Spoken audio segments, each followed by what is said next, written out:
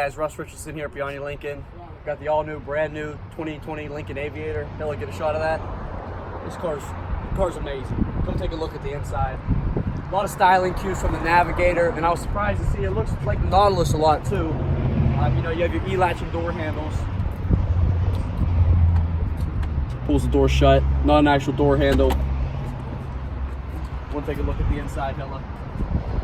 A lot of buttons from the Navigator here. You have your multi-contour seats. These are the same seats from the Continental and the Navigator. Super comfy 30-way adjustable seats. If you take a look on the inside here, the steering wheel has changed. This is the new steering wheel for the Aviator. It has the floating iPad look from the Navigator. This one parks itself. This isn't the electric model. This one has the 3.0 liter, 400 horsepower, 400 pounds of torque engine in it. The same one used in the MKZ. A lot of performance under this. This has the Revel audio as well. This car is sharp as could be, a very sharp car. Put the back seat in there, Hilla.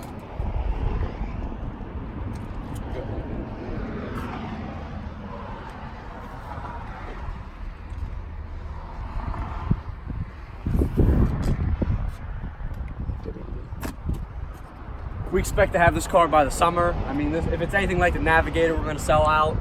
There's not much to compare with this right now, especially with the electric hybrid train that we don't have that gives you 450 horsepower, 600 pounds of torque. We expect to sell a lot of these, and we expect people to be buying them fully loaded at about 90 grand. This is a sharp car. Get a quick walk around of the car.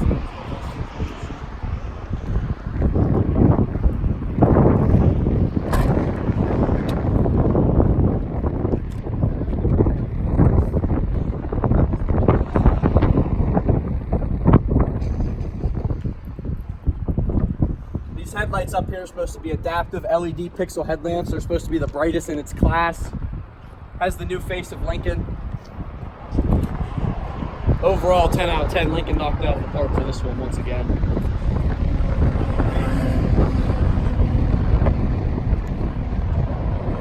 Check. Okay, so we're on the inside of the 2020 Lincoln Aviator. A lot of styling cues from the Navigator. I mean, you have the piano shift key up here. You have this center console here that kind of looks like the arch of a boat going out into the ocean.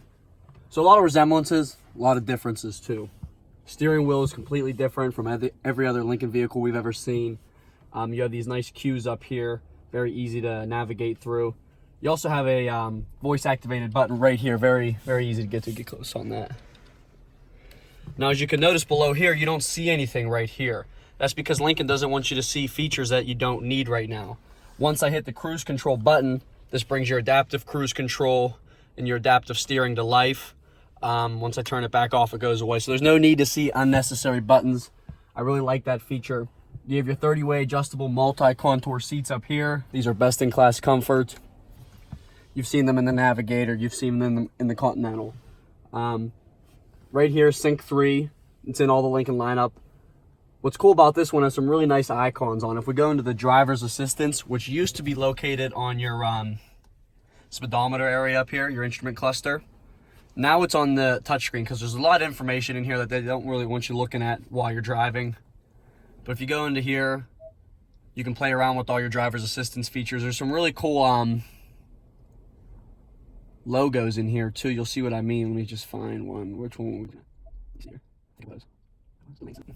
So you have some pretty cool displays in here to look at. Gives you a little information about all the driver's assistance features, like the adaptive cruise control. This has 28 speakers in it. That's best in class. There used to be 20 speakers like in the Navigator and the Continental.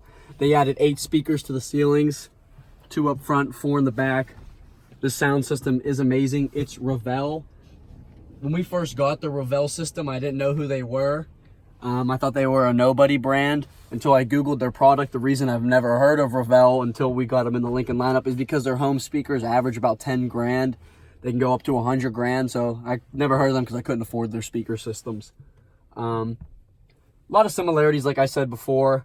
I do like the new steering wheel though. This is where you would do the automatic parking right here.